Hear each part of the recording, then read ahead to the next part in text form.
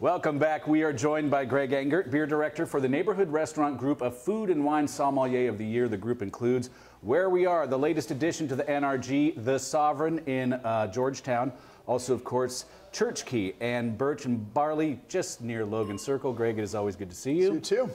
What do we have on tap this week? It's been a banner month or a recent period for Beer of the Week. We're going to continue that. This week we have one of the most amazing beers in the world. And something that we specialize in at the Sovereign, so I figured it'd be nice to concentrate on that. Of course, last week we went away showing the Hop Slam, but this week we're back. It's the Sovereign.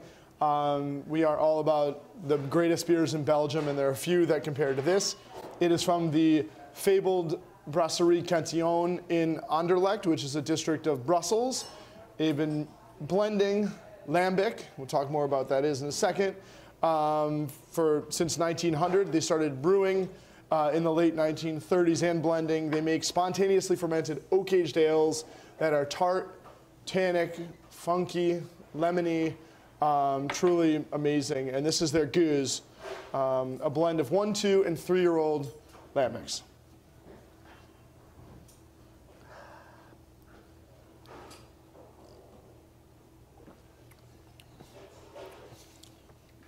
Really is nothing. No other beer tastes anything like it. Really cool. Now, very, very difficult to find these days. There are a handful of brewers and blenders of lambic. Lambic is spontaneously fermented, so we don't add any yeast to it or anything. All of the wild yeasts and bacteria come in to the wort, the unfermented sugar water, as it rests in a cool ship overnight after it's been boiled. And then it goes into barrel, where all those yeast and bacteria continue to ferment over a period of 1, 2, or even 3 years. They produce flavors you're not going to get from your standard fermentations. It's tart, but it's not sour. It's got some funk, but it's not like barnyardy. It's got oak without being too tannic, and it's got this great dry kind of grapefruit zest on the palate.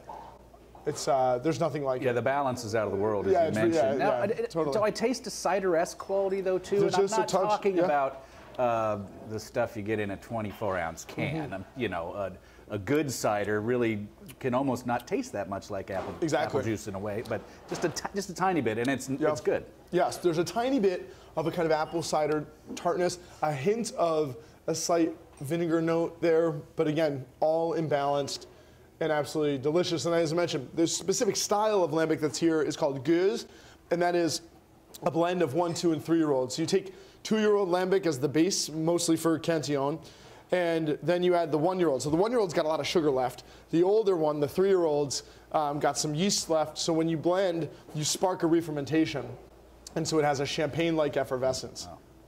And is it a matter of that they only make a certain amount, or happy with that amount they make that makes it so hard to get your... Yeah, because I mean, so there's a number of restrictions to this. They only can brew, because this is old school brewing that stretches back to the 1400s, the kind of methods here. So when you're brewing, you're gonna leave that, after you're done with the boil and you've got your sugar water, if you leave it out in that shallow pan to cool, the cool ship overnight, in the cooler months, that's great.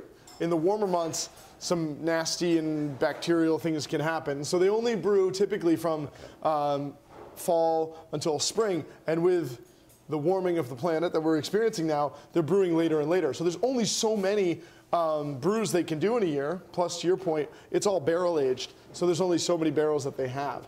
Recently, Cantillon has signed a lease on a space right near the brewery that used to be the home of another lambic blending house, and that's gonna double their production over time, but still very rare. Now, I've been to Brussels, but it's been quite a while, and I didn't probably know this existed. Can you go to the, do they have any sort of tasting room? Is it worth going by and saying hello? You are this is why he is here, ladies and gentlemen. Questions. No, that's a great question. Cantillon has an amazing history. So they started. So this stretches to what they have today, which is a veritable museum that you can visit and tasting room. So they started in 1900, blending.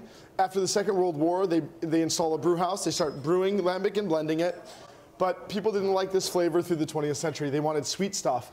So in the 70s, Jean-Pierre Venoy, who is part of the family here, decided that they were going to stop any of the sweetening or things like that other brewers had done with lambic, and said, we're going to go for the authentic traditional flavors, and if we go out of business making the good stuff, then so be it. he was also smart too. He said, let's also turn this brewery, which is old school, into a living museum. So when you go there, to this day, they always have plenty of lambic. It's super affordable. You can go, you can take a self-guided tour throughout the brewery and the blending operation.